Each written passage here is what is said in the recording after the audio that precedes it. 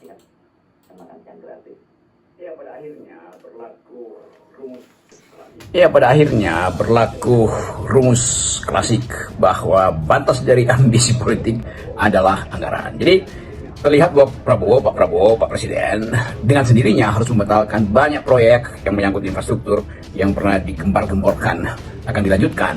Dan itu penanda pertama bahwa tidak mungkin Presiden Jokowi akan diiyakan semua permintaannya pada Prabowo. Jadi mantan Presiden Jokowi tentu dia punya semacam kegelisahan juga karena beliau ingin sebetulnya diam-diam mewujudkan legasi dia bahwa IKN itu orang akan ingat sebagai karyanya Jokowi. Tetapi kelihatannya sekarang mungkin IKN itu 50 tahun lagi baru bisa diselesaikan. Kan itu rasionalitas yang harus diperlihatkan pada publik bahwa semua yang dibuat perencanaan oleh Presiden Jokowi itu sebetulnya menelan seluruh hak rakyat untuk memperoleh makan siang gratis, memperoleh pendidikan bermutu, memperoleh kesehatan.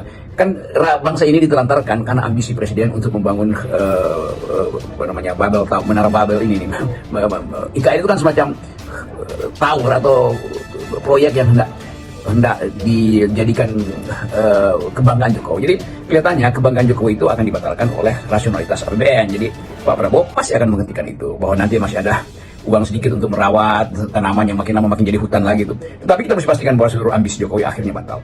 Dan itu mungkin akan jadi pelajaran pertama pada Jokowi sebagai orang yang tidak peduli pada kesejahteraan rakyat, hanya peduli pada bangunan-bangunan besar, infrastruktur, bendungan, jalan tol, pelabuhan segala macam, yang akhirnya membangkrutkan negara. Jadi itu juga yang menyebabkan beliau, Pak mantan Presiden Jokowi ini, dianggap memanipulasi anggaran itu untuk kepentingan dia secara individual untuk dipamerkan karena nggak ada rasionalitas dalam pembuatan kebijakan. Tetapi kita tahu bahwa semua itu kan dibicarakan dalam kabinet, dalamnya ada menteri, segala macam menteri, ada menteri keuangan, ada menteri SDM, menteri BUMN segala macam itu. Jadi ini satu paket pertanggungjawaban mestinya diolah oleh publik sebagai upaya untuk memperlihatkan bahwa Jokowi memang dari awal manipulatif dalam memimpin dan dibenarkan oleh kabinetnya. Ada Sri Mulyani di situ, ada kemarin yang Budi Karya yang dituduh atau dibuktikan dalam kesaksian seorang pejabat bawahannya disuruh mengumpulkan uang untuk kepentingan pemilu pemenangan Presiden Jokowi. Jadi banyak hal yang akhirnya mulai terbuka dan saya kira itu jadi kesempatan pertama kita untuk mulai membersihkan kembali negeri ini. Ya dari peristiwa awal, yaitu Jokowi menghendaki infrastruktur itu dijadikan soko guru, pada akhirnya infrastruktur itu membangkrutkan negara. Jadi begitu banyak pendukung Jokowi akan kecewa dan mungkin sudah mulai membuat strategi untuk bertarung dalam wacana bahwa Prabowo tidak mengindahkan janji dia untuk meneruskan proyek Jokowi. Memang Prabowo waktu itu menyatakan bahwa dia akan meneruskan proyek Jokowi. Tetapi kan kita tahu satu kalimat politik itu hanya diperlukan untuk momentum tertentu, untuk satu momen tertentu. Nggak mungkin ide itu dipakai terus oleh Prabowo. Kalau begitu akan dianggap bahwa Prabowo sebetulnya ya anak buah Jokowi aja kan. Jadi kepemimpinan di mana tuh?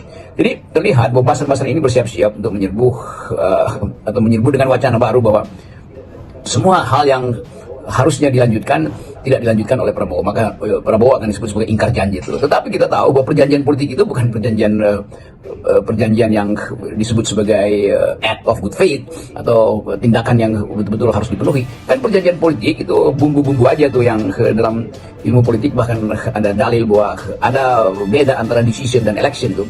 Keputusan itu bisa berbeda dengan hasil yang pemilu tuh. Jadi Prabowo kelihatannya sangat rasional untuk mengatakan bahwa infrastruktur tidak bisa diteruskan, bahwa PSN pasti harus dievaluasi. Jadi itu batas yang dulu kita katakan bahwa pasti akan ada batas di mana Prabowo akan tumbuh di dalam ide dia sendiri, ide kerakyatan, sehingga people first itu putting people first, tempatkan rakyat lebih awal daripada seluruh bayang-bayang kemewahan infrastruktur yang pernah dibayangkan oleh Jokowi.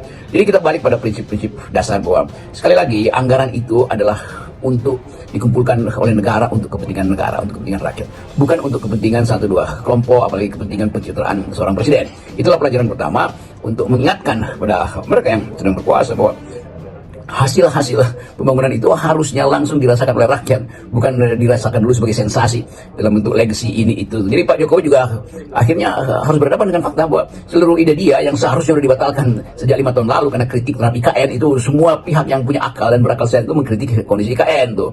Tetapi karena Jokowi ingin memamerkan sukses dia, karena hanya itu satu-satunya yang bisa dipamerkan, kan nggak mungkin Pak Jokowi pamerkan keahlian dia berdiplomasi di luar negeri, nggak ada itu. Jadi kelihatannya semua hal yang pernah dibela oleh ternak-ternak, sorry, bukan ternak-ternaknya, anak buah Mulyono itu akhirnya batal demi apa? Batal demi rasionalitas ekonomi. Itu bedanya orang yang berpikir dan orang yang sedang mengandalkan survei. Ya banyak wacana yang masih ditumbuhkan oleh Jokowi seolah-olah Presiden Jokowi itu masih mampu untuk memperlihatkan ambisinya tuh.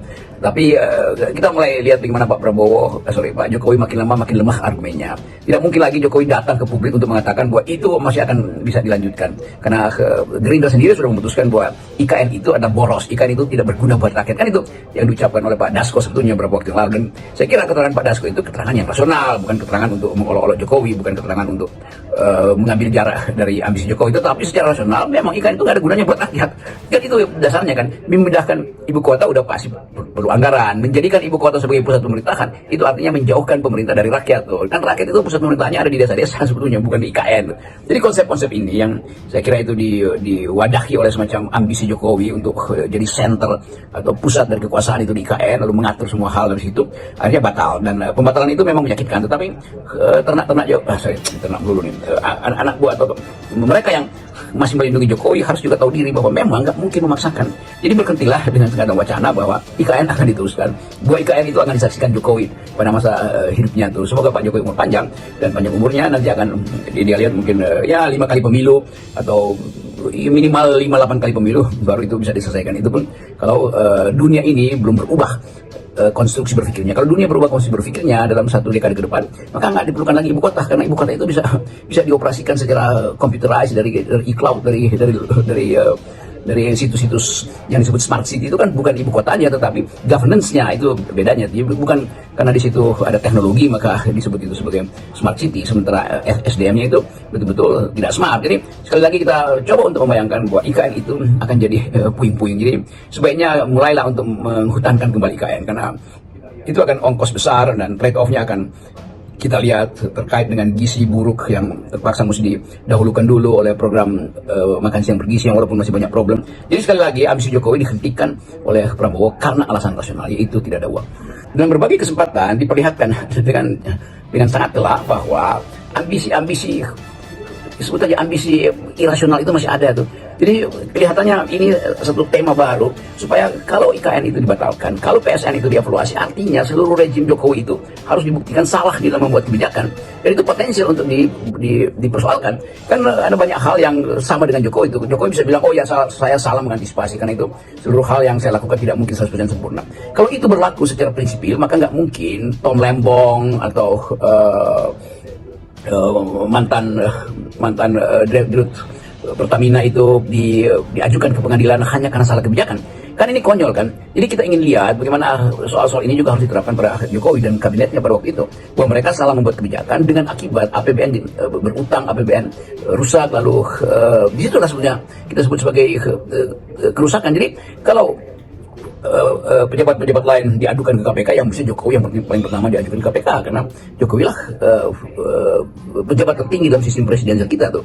Nah ini sebetulnya hal-hal yang mau kita tegaskan di sini supaya jangan tebang pilih. Jadi pastikan bahwa Jokowi ada juga dalam sorotan potensi untuk dipersoalkan secara hukum karena gagal untuk menjaga kesehatan anggaran dan bisa dituduh itu sebagai satu korupsi dalam kebijakan. Nah ini hal-hal yang seharusnya di watch mulai hari ini supaya seluruh kesalahan Jokowi itu juga bisa dinyatakan sebagai korupsi dalam bentuk kebijakan. Jadi diinjus oleh ambisi lalu tumbuh menjadi arogansi, dan itu sebetulnya inti dari korupsi. Jadi Pak Jokowi juga harus mulai didaftarkan dalam list baru oleh OJCRP untuk menerima award tahun depan misalnya itu, karena kasus-kasus yang ditinggalkan Pak Jokowi itu betul-betul kasus-kasus yang fenomenal, itu artinya betul-betul jadi sesuatu yang menggemparkan, itu batalnya IKN, lalu berantakannya infrastruktur, dan yang lebih penting adalah kesehatan demokrasi itu dirusak oleh Presiden Jokowi itu.